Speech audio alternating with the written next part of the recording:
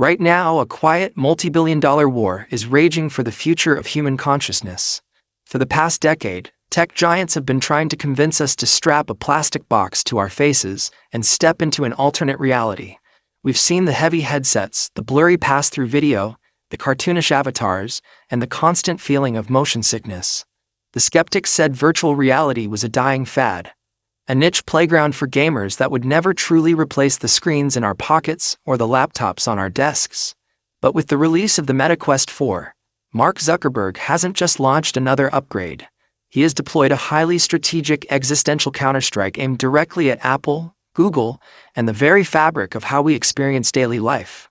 Underneath its surprisingly thin, lightweight chassis lies a complex matrix of next-generation optics, spatial computing architecture, and integrated neural processing that completely rewrites the rules of mixed reality. But behind the slick marketing sizzle reels and the massive wave of initial hype lies a far deeper, much more calculated corporate agenda. Meta didn't build the Quest 4 just to give you better resolution or a lighter headset. They built it to execute a ruthless digital land grab.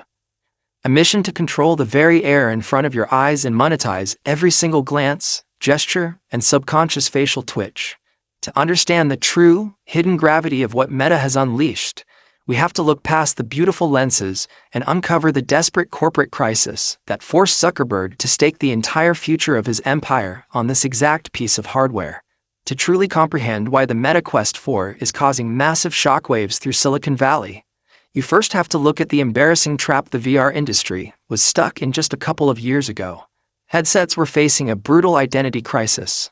On one side, you had entry-level devices that were cheap but underpowered, offering fuzzy, low-resolution pass-through that felt like looking through a dirty fish tank. On the other side, you had ultra-premium spatial computers costing thousands of dollars. Beautiful machines that were so heavy, expensive, and socially isolating that they sat gathering dust on tech enthusiasts' shelves. The mainstream consumer looked at this landscape and walked away. Meta's biggest threat wasn't a competitor. It was the reality that people simply did not want to escape their actual lives if it meant wearing an uncomfortable, glowing brick. Meta knew that to save their vision of the metaverse, they had to break through a massive engineering bottleneck.